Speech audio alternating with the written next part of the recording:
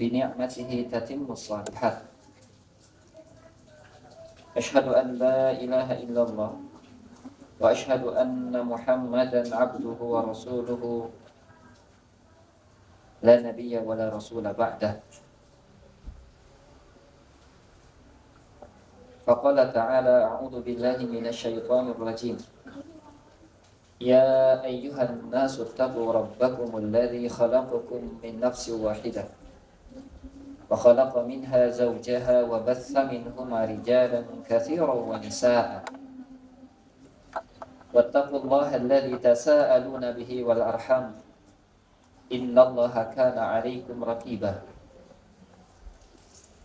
يا أيها الذين آمنوا اتقوا الله وقولوا قولا سديدا يصلح لكم أعمالكم ويغفر لكم ذنوبكم ومن يطع الله ورسوله فقد فاز فوزا عظيما فإن أصدق الحديث كتاب الله وخير الهدي هدي محمد صلى الله عليه وسلم وشر الأمور محدثاتها فإن كل محدثة بدعة وكل بدعة ضلالة وكل ضلالة في النار اللهم ارحمنا بالقرآن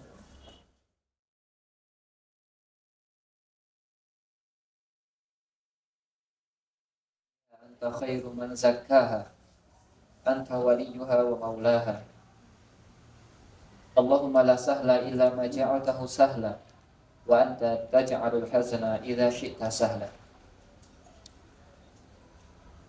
اللهم أخرجنا من ظلمات الجهل والوهم إلى نور العلم والفهم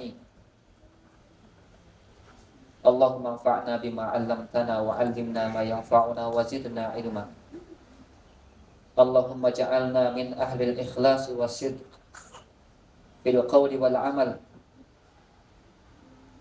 اللهم اجعلنا من الذين يقولون من الذين يستمعون القول فيتبعون أحسنه Alhamdulillah Allah Subhanahu wa taala berikan kepada kita kesempatan untuk melanjutkan kembali kajian Senin kita sebagai upaya untuk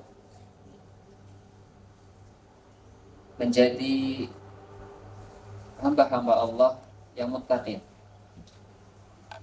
pun juga menjadi seorang bunda, seorang ibu yang kelak dirindukan oleh surga. Karena Rasulullah sallallahu alaihi wasallam rahimani wa rahimakumullah. Begitu juga kita perlu bersyukur kepada Allah Subhanahu wa taala karena Allah Subhanahu wa taala terkhususnya kita dipertemukan pada salah satu bulan yang mulia, yaitu bulan Dzulhijjah. Dan Allah pertemukan kita di salah satu tempatnya yang mulia juga, yaitu salah satu dari rumah Allah yang dimana ketika ada sekelompok orang yang ingin mentadaburi, mempelajari kitabnya di dalam rumah Allah, Allah berikan ketenangan dalam hati. Allah sebut-sebut namanya di sisi Allah Subhanahu wa taala dan Allah naungi dengan para malaikat.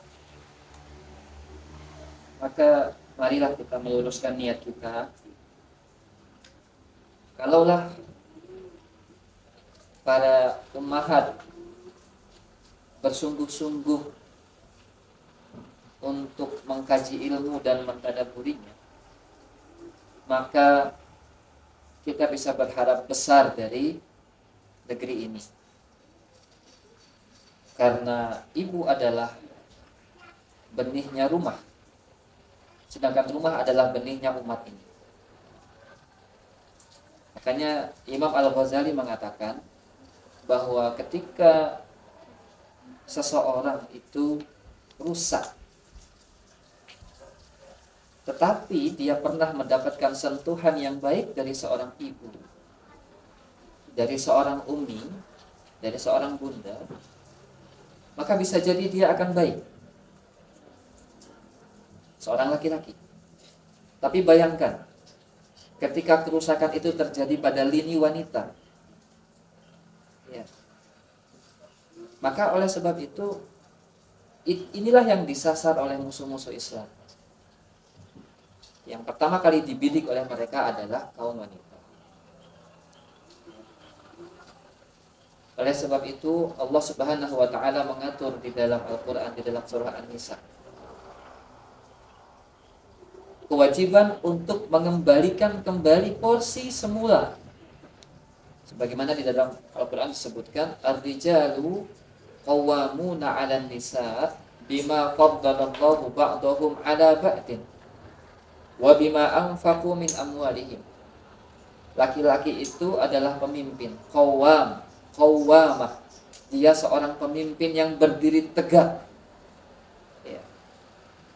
Ada dua hal kenapa dia diangkat menjadi pemimpin. Yang pertama, bima faddalallahu ba'dahum 'ala ba'din. Karena Allah berikan laki-laki itu kelebihan dibandingkan yang wanita. Yang kedua, wa bima anfaqu min amwalihim. Karena laki-laki itu menafkahi keluarga. Ini porsi laki-laki, tugas laki-laki, tugas seorang ayah. Di ayat yang selanjutnya, lanjutannya Allah berfirman, fas-shalihatun qanitatun hafizatun lil ghaibi bima hafizallah. Maka wanita yang solihah, wanita yang qanit, taat, wanita yang penjaga, Masya Allah, ini tugas wanita. Jadi jelas ya, Allah Subhanahu wa ta'ala telah memberikan porsinya secara jelas dan detail, bahwa porsi laki-laki adalah seorang qawam, seorang pemimpin, karena Allah berikan dia kelebihan dan karena ia menafkahi keluarganya. Sedangkan wanita, Allah takdirkan ia menjadi seorang yang salihah, seorang yang taat pada suaminya. Kalau tugas ini kita kembalikan lagi, maka insya Allah nggak ada masalah. Tapi sebaliknya, ketika tugas ini tidak kita kembalikan ke porsi semula, nah itulah penyebab masalah keluarga pada umumnya. Ya, sampai-sampai ada istilah apa? Emansipasi wanita. Ya. Kemarin baru saya dengar dari salah satu pelanggan saya di pasar. Ya. Saya berbagi ilmu aja kepada bunda di sini. Ketika dia belanja, tanpa dia sadari dia bercerita tentang suaminya. Ini begini. Namun Masya Allah, kalimat yang cukup mengejutkan saya.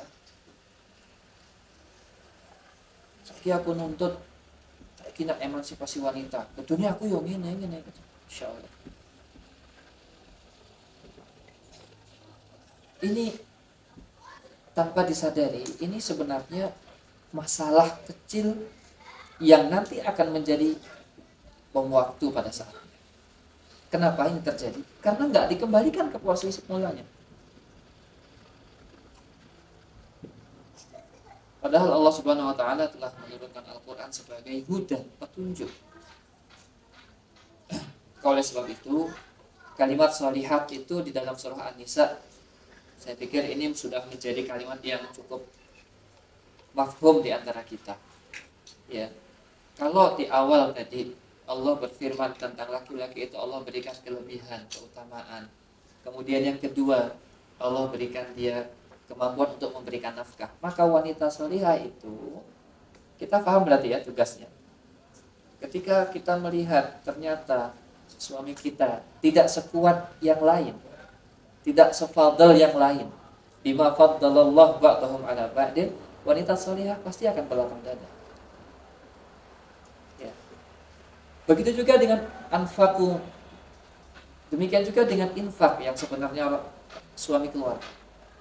Ketika suami kita Allah takdirkan, yang pertama Allah takdirkan dia tidak memiliki kemampuan, kehebatan seperti suami yang lain, maka wanita salihah sudah punya benteng yang cukup kuat. Fas-shalihatun qanitatun hafizah. Nah, di porsi yang berbeda ketika seorang suami Allah takdirkan memiliki kelebihan yang tidak sama mungkin dengan saudaranya yang lain, maka wanita yang salihah insya Allah bisa berlapang dada.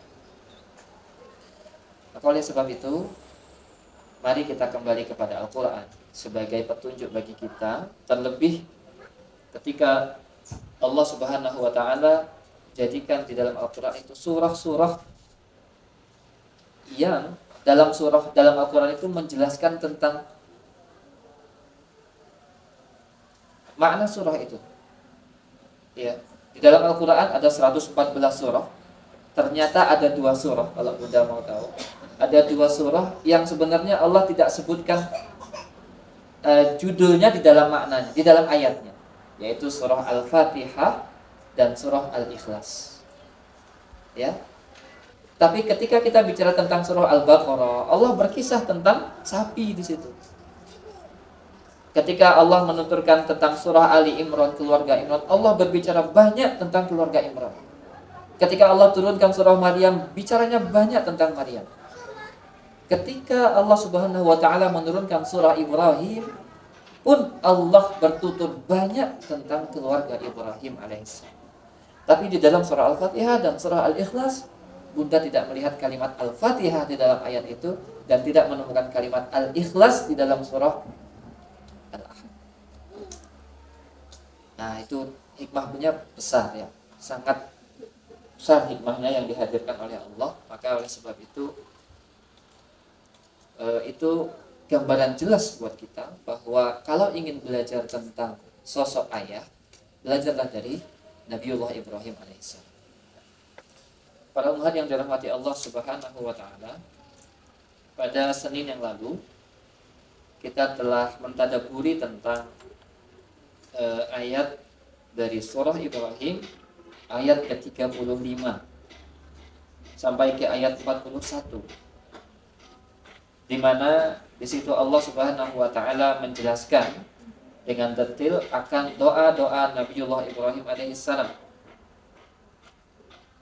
di mana harapannya adalah pertama, para bunda harus memiliki ketahanan yang kuat dalam berdoa, tidak pernah bosan dengan doanya.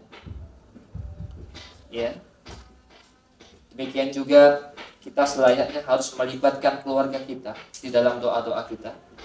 Karena Nabiullah Ibrahim itu nabi yang sangat intens perhatian dengan keluarga.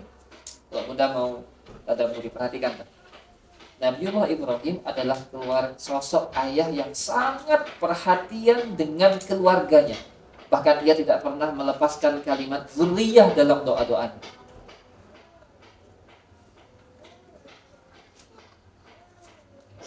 Makanya karena perhatian yang besar itu, bunda, Nabiullah Ibrahim itu jarang, bahkan bisa dihitung ya, di dalam Al-Quran itu Allah bertutur berapa kali Nabiullah Ibrahim bertemu dengan Ismail. Coba saya tanya bunda deh, supaya tidak satu arah, supaya dua arah. Di dalam Al-Quran berapa kali pertemuan Nabiullah Ibrahim dengan Nabiullah Ismail alaihissalam? Berapa kali bunda?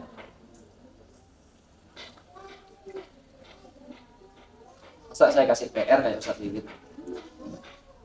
Banyakan PR gak dikerjakan aja. Kurang lebih ada 3 kali pertemuan. Ada 4 kali kalau kita kaitkan dengan sirahnya. Pertemuan yang pertama, ketika Nabiullah Ibrahim meninggalkan Bunda Hajar dan Ismail di tempat yang sangat gersang ya. Itu sudah mafhum. Ya, kita sudah bahas kemarin di mana Nabiullah Ibrahim berdoa, Rabbana inni askantu, ya Rabb, sesungguhnya aku menempatkan, ya, memilihkan, menempatkan. Askantu, ingat kalimat askantu berarti seorang ayah itu memilihkan tempat. Jadi urusan pilih rumah jangan urusan bunda ya. Urusan ayah. Ayah harus lebih paham dong, di mana mau diletakkan keluarga. Al-jar qabla dar, tetangga dulu baru rumah. Ayah lebih paham tentang itu. Karena seorang ayah itu seorang yang visioner. Rabbana inni askantu min dzurriyyati biwadin ghairi dzi zar'in 'inda baitikal muharram. Ya Allah, aku menempatkan dzurriyyahku, keturunanku, biwadin, di sebuah lembah, ghairi dzi zar'in, yang tandus, tidak ada tanaman. Ya, luar biasa loh Nabiullah Ibrahim itu. Coba tega nggak tega dia meletakkan istrinya di situ. Subhanallah. Padahal kita tahu ya, kemarin kita sudah bahas kenapa kok disematkan kalimat ghairi dzi zar'in, yang tidak ada tumbuh-tumbuhan dan tanaman. Padahal kita tahu tanaman dan tumbuh-tumbuhan itu kesukaannya siapa? Kesukaannya wanita. Inda baitikal muharram, tapi ternyata Nabiullah Ibrahim alaihissalam meletakkannya dekat dengan rumah Allah. Pelajaran penting ya buat para ayah. Carikan rumah dekat masjid. Jangan yang jauh-jauh. Kok milihnya dekat mall? Tak milih rumah yang di kota biar gampang ke mall. Masya Allah, tuh ayah punya visi besar dan visinya mall. Jelas visi seorang ayah itu, pilihkan tempat inda baitikal muharram, dekat dengan rumahmu ya Allah. Baik. Itu yang pertama, pertemuan Nabiullah Ibrahim kepada Nabiullah Ismail. Tapi kemudian tidak lama berselang ditinggalkanlah keluarga. Sampai keluar kalimat yang subhanallah menggetarkan hati sampai detik ini. Coba. Kisahnya itu berlalu sekian abad yang lalu, namun ketika kita baca saat ini subhanallah, apa kata Nabiullah, apa kata Bunda Hajar? Apakah kau akan meninggalkanku sendiri di sini wahai Ibrahim? Bayangkan. Dan ini kalimat ini sering kita dengar ya. Apalagi bentar lagi mau Idul Hijjah, mau Ramadan, mau Idul Adha. Namun pada pertanyaan yang ketiga, Ibunda Hajar berkata, Allahu amarakum bihadza. Wahai Ibrahim, wahai suamiku, apakah Allah yang menyuruhmu untuk melakukan ini? Barulah Ibrahim bisa menjawab, karena dia melibatkan siapa? Allah. Nah, kata Ibrahim, iya, Allah yang memerintahkan. Apa kalimatnya Bunda Hajar, Bunda? Apa kalimatnya? Idzan la yudayyi'una. Coba. Berarti kalau Allah yang menyuruh kita tinggal di sini, Allah tidak akan menyia-nyiakan kita. Kalimat yang kuat sekali yang keluar dari lisannya Bunda Hajar. Coba, yang di awal dikisahkan di tempat yang gersang, tidak ada tanam-tanaman, ditinggalkan begitu saja. Tapi ketika itu diikat sama Allah Subhanahu wa taala, la yudayyi'una, Allah tidak akan menyia-nyiakan kita. Jadi Bunda kalau ditinggal sendiri di sini, abinya pergi misalkan, ayahnya pergi ya. Lihat, Makkah sama Palestina kalau Bunda lihat jauh tak dekat itu jarak itu. Jauh Bunda. Jauh. Tapi ingat, ketika itu dikaitkan sama Allah, lihat ketegarannya Bunda Hajar, la yudayyi'una, Allah tidak akan menyia-nyiakan kita wahai Ibrahim. Silahkan kau tinggalkan kami asal Allah bersama kita. Gitu. Bunda pesan sama abinya yang jauh kerja di sana, ketika kau titipkan kami kepada Allah, libatkan kami dalam urusan ini, libatkan Allah dalam urusan kita, wallahi Allah tidak akan menyia-nyiakan kita. Itu pertemuan pertama. Pertemuan yang kedua, Allah Subhanahu wa taala kisahkan di dalam surah Al-Baqarah, yaitu ketika Nabiullah Ibrahim alaihissalam berdoa. Lihat, A'udzubillahi minasyaitonirrajim, di dalam surah Al-Baqarah ayat 127. Wa id yarfa'u Ibrahimul qawa'ida minal baiti wa Ismail. Dan ingatlah ketika Nabiullah Ibrahim alaihissalam meninggikan qawaid pondasi minal baiti dari rumah Allah itu wa Ismail bersama Ismail alaihissalam. Kemudian lanjutan ayatnya Rabbana taqabbal minna, ya Allah ya Rabb terimalah amal kami ini. Innaka antas sami'ul alim, sesungguhnya Engkau ya Allah Maha mendengar lagi Maha mengetahui. Para bunda yang dirahmati Allah Subhanahu wa taala, pelajaran yang sangat besar dari kisah ini. Lihat. Pertemuan kedua, ternyata ayahnya seorang Ibrahim alaihissalam ketika bertemu dengan putranya, itu yang dilakukan apa? Main HP? Main game bareng? Tidak, wallahi tidak. Ternyata yang dilakukan Ibrahim alaihissalam ketika bertemu dengan putranya yaitu Ismail alaihissalam, yarfa qawaida minal bait, membangun rumah Allah. Kalimat tema besarnya adalah amal solih. Jadi ketika kita para ayah harusnya nanti bilang sama ayah-ayahnya ya bun, karena saya porsinya jarang ketemu ayah kalau bicara kayak gitu. Ini para ayahnya cuma ada 3 depan saya. Bilang sama ayah-ayahnya, kalau ketemu sama anak itu pastikan yang dilakukan adalah amal solih. Seraya berdoa kepada Allah, Rabbana taqabbal minna, ya Allah terimalah amalku ini ya Allah. Coba, sudah ayahnya jarang di rumah, ya, ayahnya sibuk mencari nafkah di luar, ayahnya sibuk dengan kegiatan di luar. Misalkan pulangnya sepekan sekali, 2 pekan sekali, sebulan sekali misalkan. Sudah ketemu bicaranya, ini game yang lagi rame apa nih sekarang misalkan? Ini ada Android baru loh ini. Ini sekarang di Play Store dan sebagainya. Kok kayaknya nggak bermutu banget pertemuan. Katanya kita disuruh belajar dari milahnya abi kita. Millata abikum Ibrahim, dari agama ayah kita semua. Siapa? Ibrahim alaihissalam. Maka seharusnya ketika ayah pulang ketemu sama anaknya, ya, dari kelelahan waktu yang sudah antum gunakan untuk beraktivitas mencari nafkah di luar, tolong jangan sia-siakan waktu itu, gunakan untuk apa? Amal soleh. Gitu ya Pak? Gunakan untuk beramal soleh.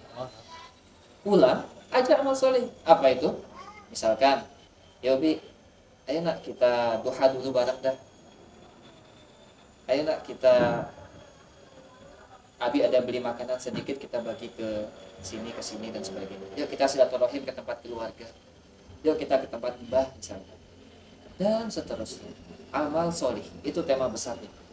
Seraya kita berdoa dalam itu, semoga Allah Subhanahu wa taala menerima semua amal ibadah kita. Itu yang dicontohkan siapa? Nabiullah Ibrahim. Jadi kayaknya kita nggak perlu dan nyari panduan yang lain, ya, nyari referensi yang lain selain Al-Quran.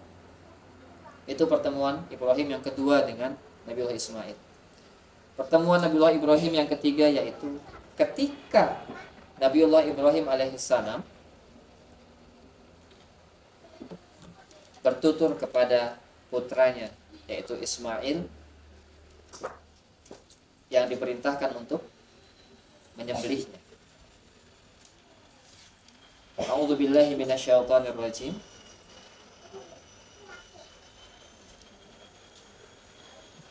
Ya bunayya, inni ara fil manami anni adbahuka fanzur madza tara. Lihat. Ketemu lagi sama Ismail, bicaranya bicara iman.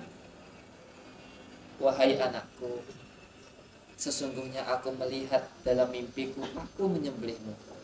Fanzur madza tara. Bagaimana menurutmu wahai anakku? Lihat. Bicaranya luar biasa, Pak. Luar biasa, Bu. Sangat berkualitas. Bicaranya seorang ayah yang penuh dengan visi yang jelas. Maka tutur katanya pun juga harus jelas. Harapannya juga harus besar. Dan kalimat-kalimatnya enggak kalimat-kalimat rengeh gitu. kalimatnya kok kalimat-kalimat yang enggak berbobot. Kalimatnya ya kalimat iman. Gimana nak? Hari ini imanmu bagaimana? Ya. Sungguhnya aku melihat dalam mimpiku aku menyembelihmu. Ya. Apa kata Nabiullah Ismail?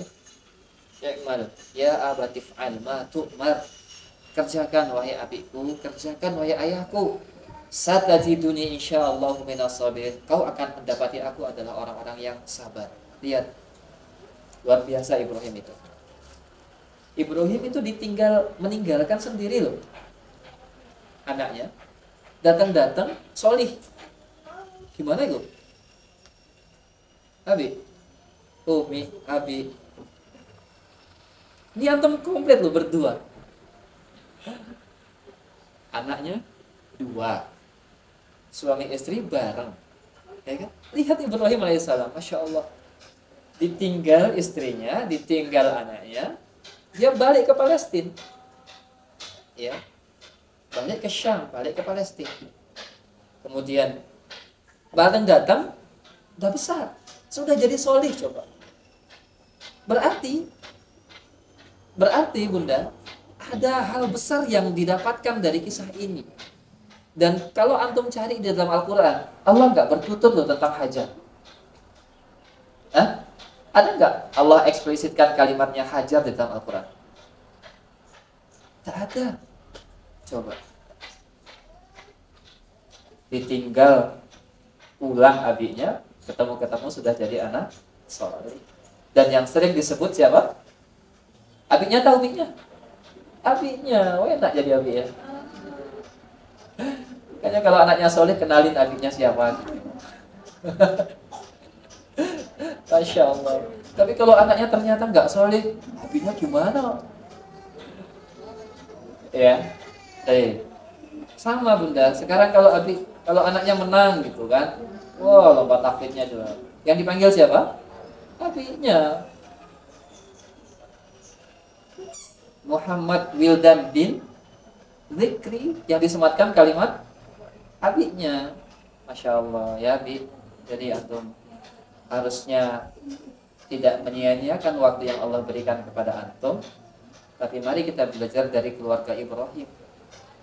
Ya, ditinggal sendiri sama ibunya. Ibaratnya gini lah. Aku tak pergi melanjutkan dakwahku di sana. Ini anak aku titipkan kepada Allah dan dirimu. Sudah. Ketemu, diajaknya bicara iman. Ketika dihadapkan dengan tuntunan bahwa dia harus disembelih, dia tinggal bilang, "If'al ya abadi, kerjakan wahai ayahku, kau akan dapati aku orang yang saleh. Kau akan dapati aku orang yang sabar." Itu salehnya gimana ya?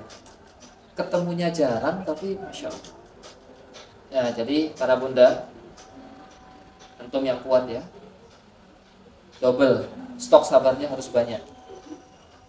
Ya, karena sehebat apapun anak antum, pasti yang disematkan kalimat abinya. Masya Allah. Baik. Para bunda yang dirahmati Allah Subhanahu wa taala. Itulah sebabnya kenapa kita harus benar-benar menghidupkan suasana harmonisasi di dalam rumah kita. Ya. Di dalam surah At-Tahrim, sebagaimana yang kita sudah hafal, bahwa Allah Subhanahu wa taala mengatakan bahwa yang pertama kali harus kita perbaiki adalah diri kita. Wa anfusakum, perbaiki dulu. Wa ahlikum, baru keluarga kita.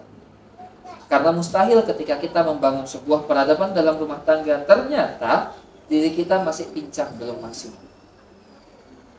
Dan itu banyak loh didapatkan di tengah-tengah keluarga kita. Ternyata kesolihan orang tua hadirnya setelah kesolihan anak. Ya. Contoh yang mudah, hafal hadis atau hafal doa. Ya. Lagi jalan tiba-tiba doa dulu.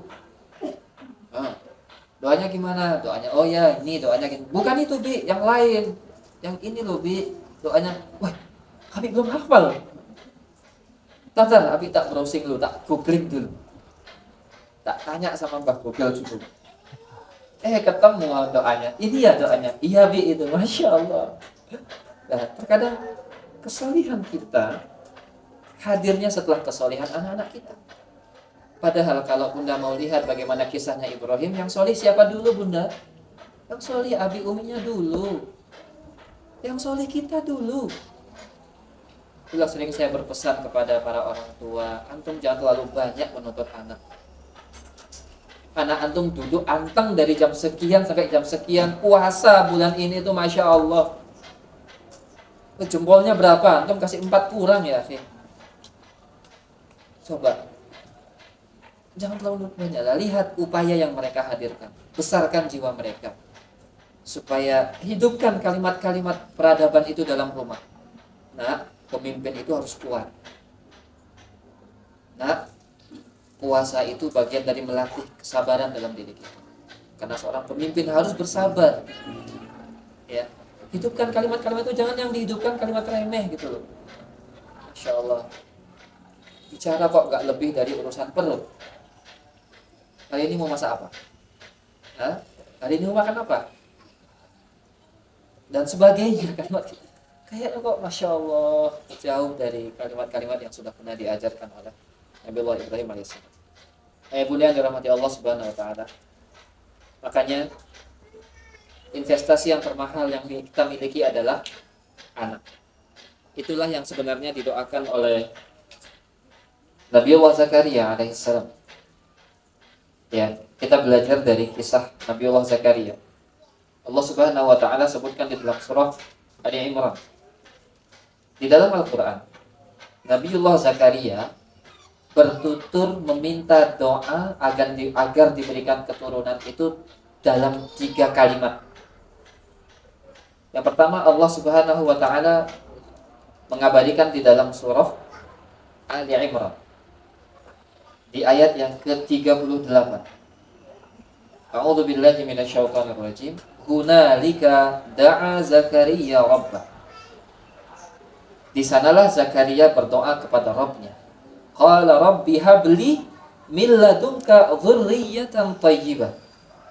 Ia berdoa, ya Allah, karuniakanlah kepadaku dzurriyyah, keturunan yang thayyibah, yang baik. Innaka sami'ud du'a, sungguh engkau maha mendengar doa kami ya Allah. Lihat, Nabiullah Zakaria memohon agar diberikan dzurriyyatan thayyibatan, keluarga yang baik, bukan keluarga yang enggak baik. Ini kalau bisa kita tarik kesimpulan, sebenarnya doa Nabiullah Zakaria itu adalah sebelum kita memiliki keturunan. Begitu saja.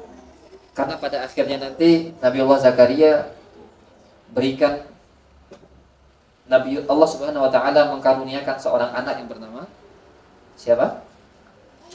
Yahya.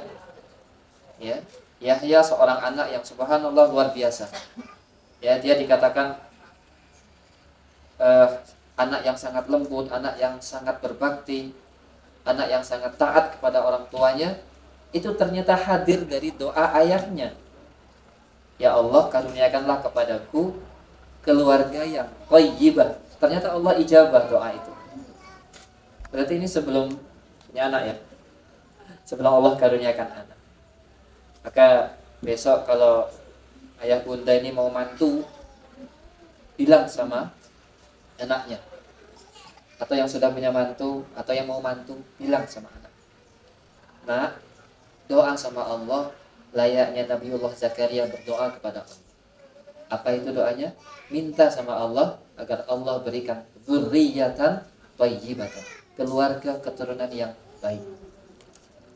Ya, itu doa pertama Nabiullah Zakaria. Doa kedua, Allah Subhanahu Wa Taala abadikan di dalam surah Maryam, di mana Allah Subhanahu Wa Taala katakan, firmankan di dalam surah Maryam ayat yang ke-5. A'udzu billahi minasyaitonir rajim. Wa inni khiftul mawaliya min wara'i wa kanat imraati aqira fahabli min ladunka waliya. Ya Allah, ya Rabb, sungguh aku itu khawatir terhadap kerabatku sepeninggalku. Maksudnya apa? Aku khawatir dengan penerusku. fahabli min ladunka waliyya. Padahal istriku itu adalah seorang yang mandul. Fahabli min ladunka waliyya, maka anugerahkanlah aku seorang anak dari sisimu. Yarithuni wa yarithu min ali Ya'qub waj'alhu rabbi radiyya. Yang ia akan mewarisiku dan mewarisi keluarga Ya'qub alaihissalam. Waj'alhu rabbi radiyya, dan ya Allah, jadikanlah dia seorang yang engkau ridhai. Lihat, doa agar dihadirkan generasi yang hebat itu ternyata sudah ada jauh sebelum anak itu lahir. Dan doa seorang ayah itu luar biasa. Kemarin waktu Senin yang lalu saya sudah bertuturkan bagaimana seorang Ibrahim itu cerdas sekali ketika dia berdoa. Sangat hebat, sangat luar biasa kalimat-kalimat yang ia utarakan. Itu pun yang dilakukan oleh Nabi Allah Zakaria. Ternyata mintanya sama Allah tuh sekalian, ekspektasinya tinggi sekalian. Ya Bi. Jadi perfeksionis itu dalam urusan apa saat? Anak sebenarnya. Sempurna itu dalam urusan dzurriyyah sebenarnya. Kan begitu kan? Bayangkan ketika Allah Subhanahu wa taala karuniakan kita harta yang banyak, tapi ternyata dzurriyyah kita berantakan. Naudzubillah min dzalik. Apa yang terjadi? Hancur hati itu kan.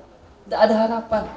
Tapi bayangkan ketika Allah berikan kita rezeki yang pas-pasan, weslah, seadanya, secukupnya. Tapi ternyata Allah rezekikan kita generasi yang radiyah, generasi yang Allah ridhai, generasi yang thayyibah.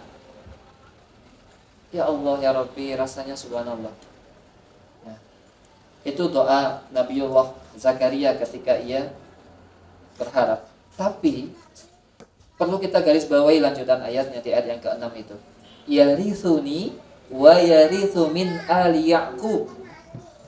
Dia itu, Nabiullah Zakaria itu, ketika dia berdoa kepada Allah agar dihadirkan generasi itu, tujuannya jelas. Tujuannya jelas. Dia akan mewarisiku dan mewarisi keluarga Ya'qub. Itu keluarga apa betul? Keluarga Nabi. Ya, keluarga Nabi. Berarti keluarga Nabi itu kira-kira adanya di jalan Allah atau di jalan yang tidak? Di jalan Allah. Jelas, berarti harapan orang tua berharap agar kelak generasi keturunannya itu berada di jalannya Allah Subhanahu wa taala. Harapannya jelas. Doa yang ketiga yang sebenarnya diabadikan oleh Allah Subhanahu wa taala tentang doanya Nabiullah Zakaria di dalam surah Al-Anbiya, di mana Allah Subhanahu wa taala mengabadikan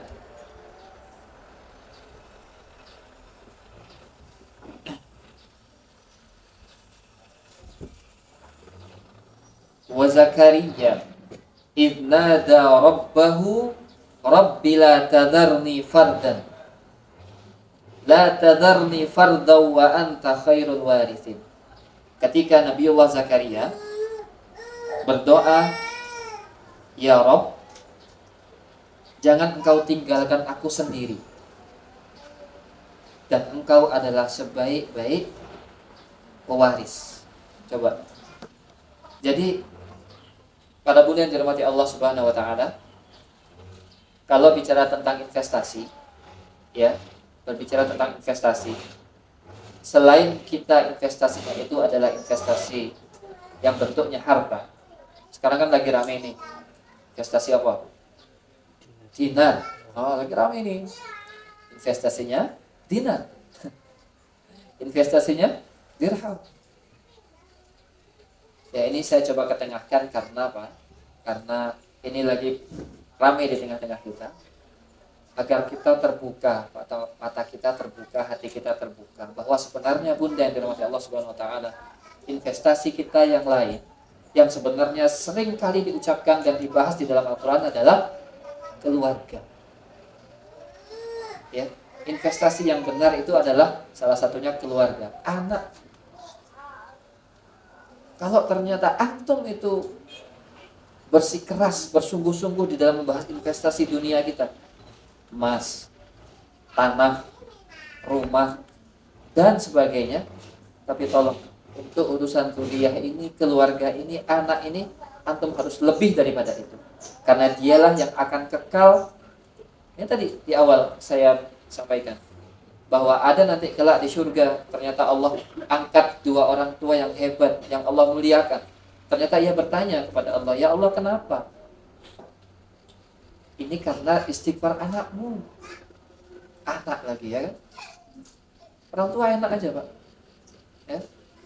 Anak zikir banyak, anak banyak beristighfar untuk kita yang dimuliakan sama Allah. Belum lagi ketika hadis menjelaskan tentang apa? Tentang Allah akan berikan mahkota kemuliaan kepada orang tua yang anaknya menjadi ahli Quran. Masya Allah. Siapa lagi? Anak. Dan untuk orang tua nggak usah hafal Quran, yang penting anak. Masya Allah.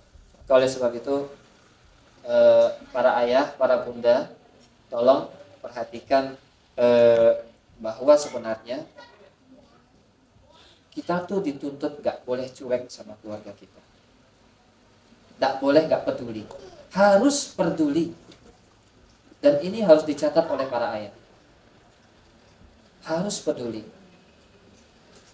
Karena begitulah para ayah kita mengajari kita.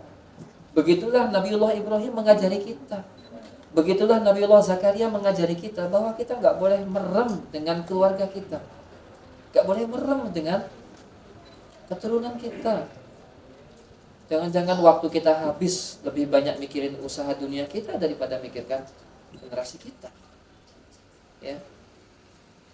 Nah, maka oleh sebab itu para ayah, para bunda diharapkan untuk bisa bersama-sama bersinergi, menyamakan visi, menyamakan misi, bahwa kelak ini loh yang akan abadi kelak sampai nanti kita meninggal, itu yang akan membersamai kita itu anak-anak kita. Kalaupun harta, betul harta bunda, tapi harta yang mana yang akan dibawa mati?